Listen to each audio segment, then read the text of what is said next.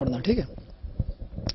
रोहिणी से आम आदमी पार्टी के विधायक राजेश गर्ग ने शोभा विजेंद्र गुप्ता जो कि बीजेपी के पूर्व अध्यक्ष विजेंद्र गुप्ता की पत्नी है उन पर एक संगीन आरोप लगाए हैं कि संपूर्णा नाम की एनजीओ की आड़ में उन्होंने एक समुदाय भवन पर कब्जा किया और आधी रात से ज्यादा का वक्त हो चुका है। इसी बात को लेकर के राजेश गर्ग और उनके जो समर्थक हैं वो धरने पर बैठे हुए हैं और अभी भी जो आरोप और प्रत्यारोप का दौर है वो जारी है। हमारे संग खुद मौजूद हैं विधायक जी, उनसे बात करते हैं कि आखिर क्या है ये पूरा मामला जग जाहिर है, सबको मालूम है। लोकायुक्ता में एक केस ऑलरेडी चल रहा है कि शोभा विजेंद्र जी ने अपनी एनजीओ संपूर्णा के नाम पर इस जगह को लिया था एमसीडी से, उसको ऑपरेट और मेंटेन करने के लिए।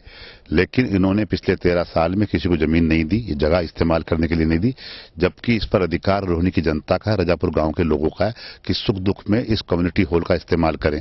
आरटीआई के माध्यम से हमें मालूम हुआ कि जमीन पर जो इनको जमीन दी गई थी वो मेंटेन करने के लिए दी गई थी कि आप जनता के लिए इसको अवेलेबल कराएं, लेकिन मनमानी चल रही है। पतिदेव इनके स्टैंडिंग कमेटी के चेयरमैन थे, आज वो खुद निगम पार्षद है, लोगों को धमका देती है पेंशन के नाम पर, मकान गिरवाने के नाम पर, लाइसेंस कैंसिल करवाने के नाम पर।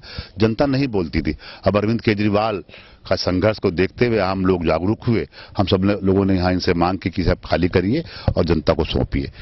धरना आज आप लोग, क्योंकि आधी रात से ज्यादा का वक्त हो चुका है, ठंड का समय है, आपके जो समर्थक हैं वो धरने पर बैठे हुए हैं, ऐसी क्या मजबूरी आन पड़ी कि धरना? मजबूरी ये कि हम लोगों ने आज बुकिंग की थी कि हम लोग एक यहाँ कार्यक्रम करना चाहते थे। तो बुकिंग के बाद जब हमारे समर्थक, हमारे साथी, हमारे वॉलंटियर यहाँ पहुंचे तो शोभा विजेंद्र के लोगों ने उनको एंटर नहीं करने दिया गया और बोली कि नहीं, बुकिंग है तो ठीक है, पार्क में प्रोग्राम कर लीजिए, लेकिन कम्युनिटी हॉल में हम अलाउ नहीं करेंगे।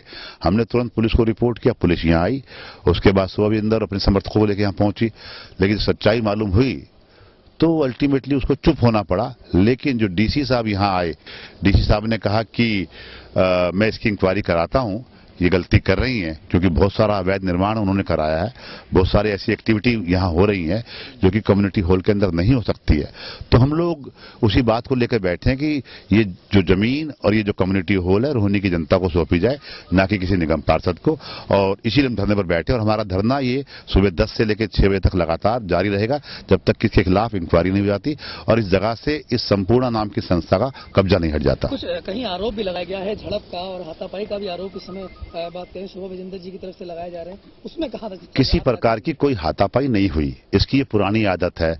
कॉलेज में हमारे साथ पढ़ती थी, यूनिवर्सिटी में, वहां भी इसी प्रकार के आरोप लगाती थी और पहले भी इसने 1-2 और लोगों पर आरोप लगाए हैं। आज हमें अंदेशा था कि इस तरह के आरोप ये लगा सकती है क्योंकि जब किसी की कोई चीज छिनती है, झूठा कब्जा कर रखा है, अवैध कब्जा कर रखा है, करोड़ों की संपत्ति है, तो मुझे उम्मीद थी कि कुछ गड़बड़ी करेगी। तो हमने पहले ही पुलिस को फोन कर दिए थे और पुलिस के आने के बाद ही अंदर गए हैं और पुलिस की मौजूदगी में ये आई है।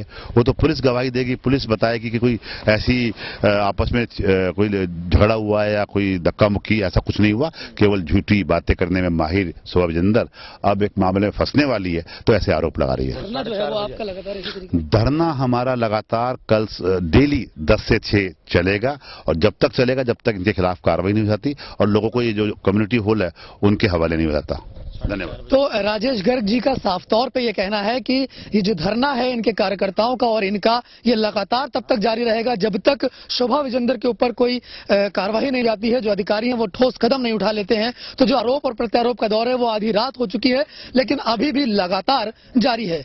हर्षित मिश्रा, टोटल न्यूज, दिल्ली।